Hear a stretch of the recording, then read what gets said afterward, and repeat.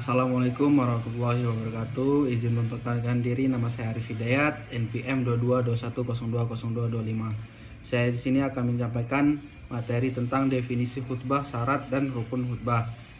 Langsung saja ke materinya. Pengertian khutbah adalah penyampaian nasihat dan pesan tentang takwa.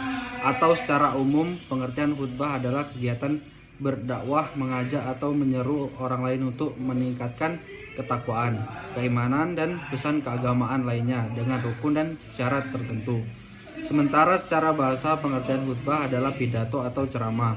Khutbah berkaitan erat dengan ibadah salat atau ibadah lainnya, sebagai misal khutbah Jumat, khutbah Idul Fitri, Idul Adha, khutbah salat gerhana, khutbah nikah, dan sebagainya.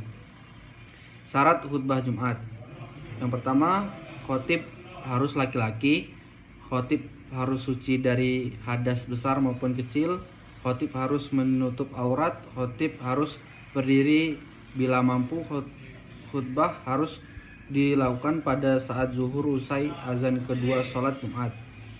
Isi rukun khutbah baik yang pertama dan kedua harus didengar oleh jamaah sekurang-kurangnya 40 orang jamaah pria. Khotib harus duduk sebentar dengan tumakninah atau mengistirahatkan sebentar dirinya di antara dua khutbah. Khutbah pertama dengan kedua harus dilaksanakan secara berturut-turut. Begitupun antara khutbah dengan sholat Jumat. Rukun khutbah Jumat harus disampaikan dengan bahasa Arab. Syarat khutbah Idul Fitri atau Idul Adha.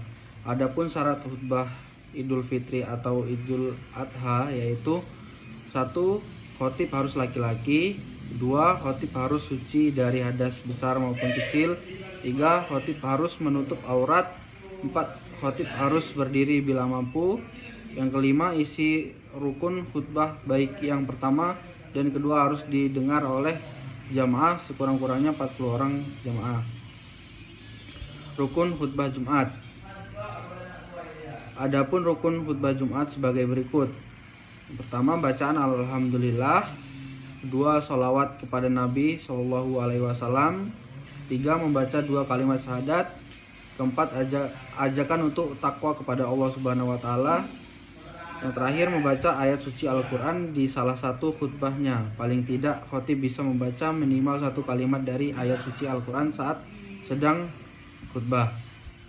Rukun khutbah Idul Fitri atau Idul Adha. Rukun khutbah yang harus diperhatikan saat melaksanakan khutbah Idul Fitri atau Idul Adha berbeda jauh dengan rukun khutbah Jumat. Di antaranya memuji Allah, membaca sholawat, berwasiat tentang takwa, membaca ayat Al-Quran pada satu di antara khutbah, serta mendoakan kaum muslimin pada khutbah kedua. Hukum menyampaikan khutbah Idul Fitri atau Idul Adha adalah sunnah.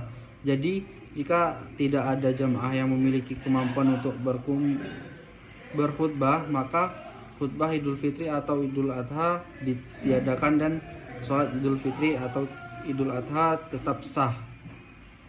Itu saja materi yang bisa saya sampaikan. Kurang lebihnya mohon maaf. Pada Allah saya mohon ampun. Saya akhiri. Wassalamualaikum warahmatullahi wabarakatuh.